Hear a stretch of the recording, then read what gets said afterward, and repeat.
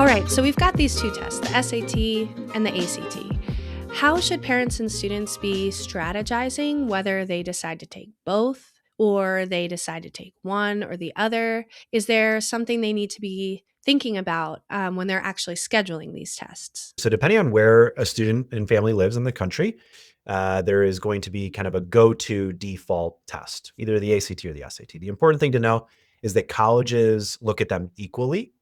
And practically speaking, for families, what we always encourage students to do is to go ahead and sign up to take the default test in your area. Our recommendation is to also sign up for the other test within a month or so of your first test. What is very common is that students will do materially better on one test over another.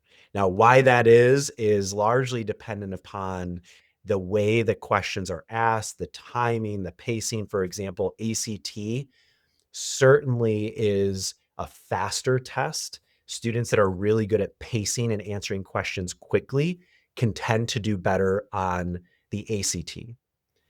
Different example is that if students aren't as strong at geometry, then they might do better on the SAT because the SAT has fewer geometry questions.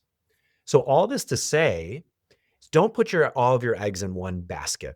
Given that the 11th grader is already going to kind of be in test prep mode, go ahead and sign up for the other test, because after you get your results back, you'll be able to compare from a relative perspective which one you're stronger at, to then be able to inform where you can double down and really prioritize taking that particular test a second time. Do you have a recommendation for how many times a student should take a particular test? And then my follow-up to that is, what do they actually submit to schools they're applying to? Is it all of their scores? Is it one of their scores? Love to hear your thoughts on that. Yeah, so it's going to be your best score across any of your tests. So just to exaggerate the point for a second, if a student were to take the SAT 3 times and the ACT 3 times, they would submit their best overall score across those 6 tests. So Okay. colleges aren't going to see kind of all the other ones leading up to that. And that is exactly why the no regret move is to take both tests initially, at least one time.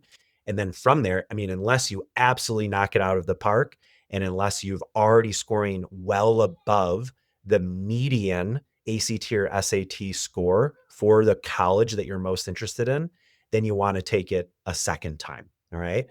Now, the big thing is that once you decide which test you're really going to double down on, you can use the score reports that you're getting back to understand where you need to focus your preparation. Oftentimes, 11th graders will go into their first SAT or ACT, and they will have spent very little time studying or preparing for it. They're using it as kind of like a baseline practice test.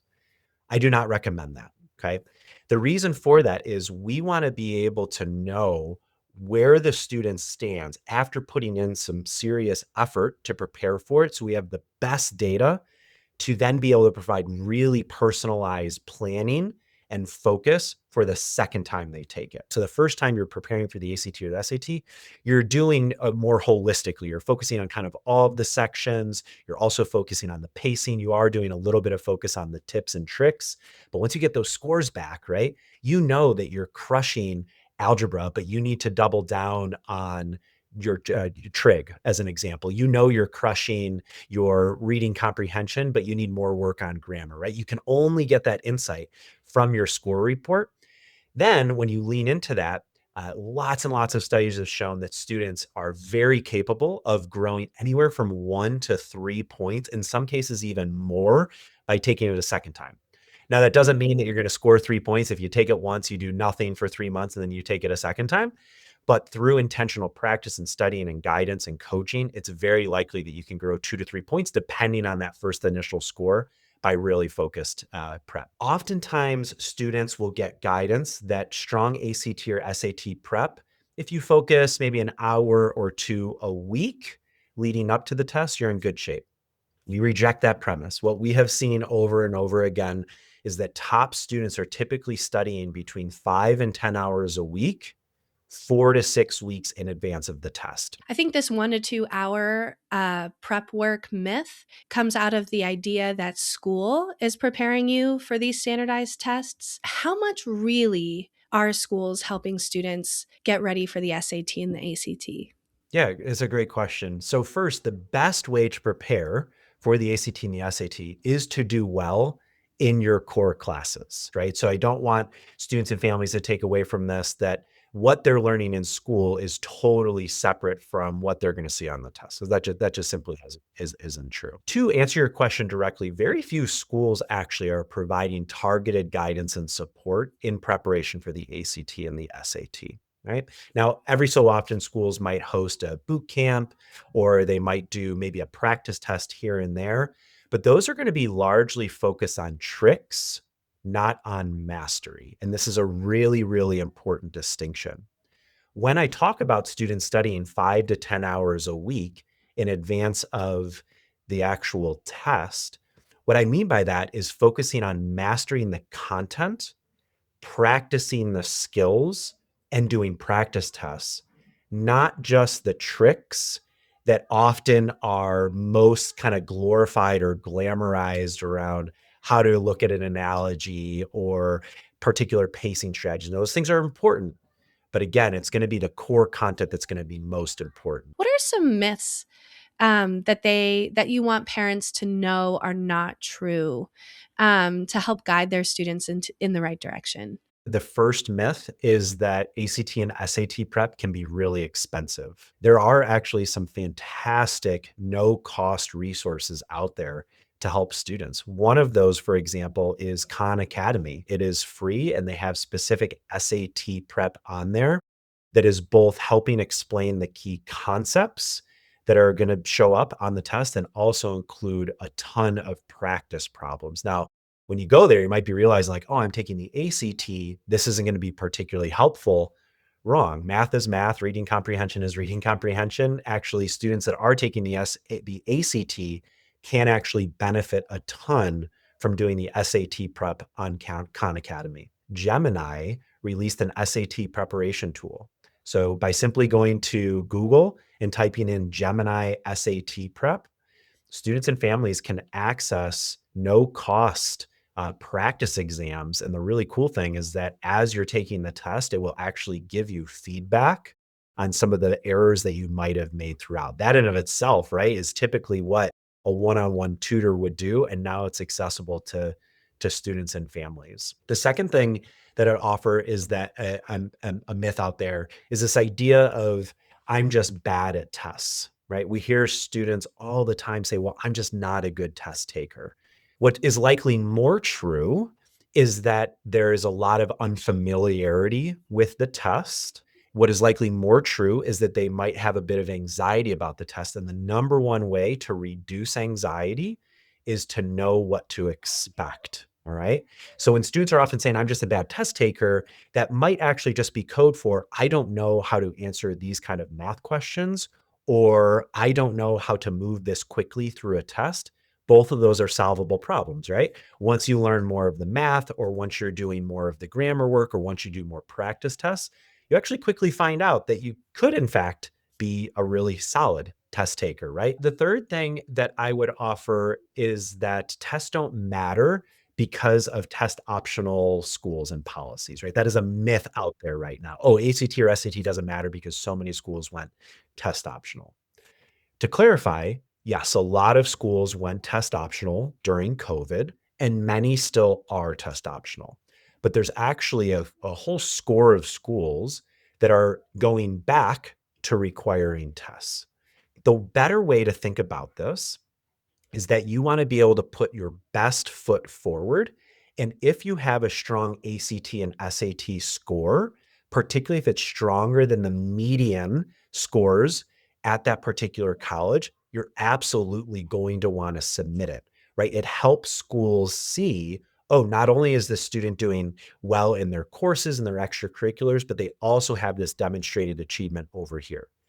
And of course, in some instances, it might make sense for a student not to submit their ACT or SAT scores. And that's going to be particularly true if those test scores are not as strong as their GPA or their courses. But again, you don't have to submit the scores. So I still go back to our kind of general philosophy on this. It's a no regret move to take both of them, put your best foot forward, because you never know how you're going to be able to improve on those. And if it can tell even a better picture of the type of student that you are, then it's probably going to make the most sense for you to submit those. Thank you so much for sharing that. I think circling back to the I'm not just a good test taker myth, I mean, this is something that I can remember when way back when I was taking the SAT, being a huge point of conversation. And it's really important to know this is not a skill that people are just born with. This is something that you work towards. Most students in most schools are not getting explicit grammar instruction,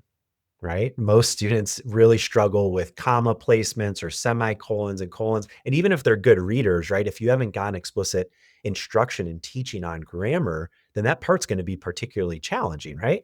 So that is a perfect example with even a student saying, I'm not a good test taker. No, you probably just haven't learned these grammar rules before, but we've seen students improve their ACT score on the English section in particular, 2-3 points just by going all in on grammar. How can parents help their students learn how to study more effectively within the context of these tests? First things first, you have to have a plan. So I really recommend that students and families sit down with a calendar, and then they actually schedule in when they're going to study and for how long and what particular sections. The second thing that I would offer is that we have to time bound our studying. And the number one technique that I recommend for students to build good habits on this is what's called the Pomodoro technique.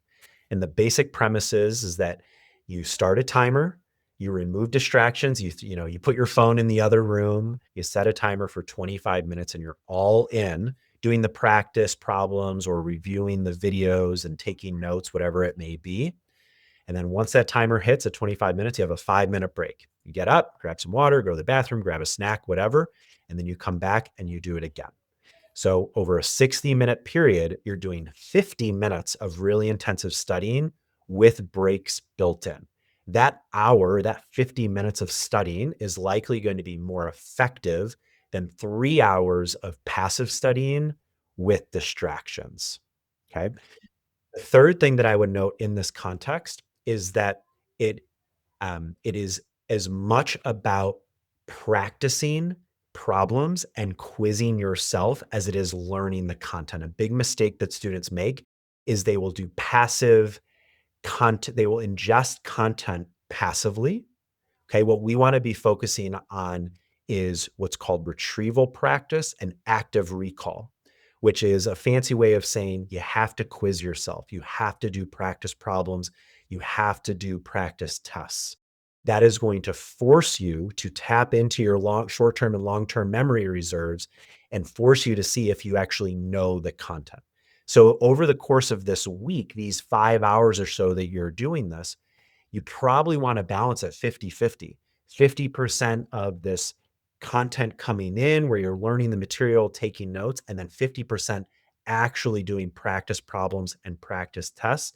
That over the course of 4, 5, 6 weeks is really going to kind of help encode success while setting up longer term study habits that can set you up for success later on in high school and certainly in college. Amazing. Andy, thank you so much.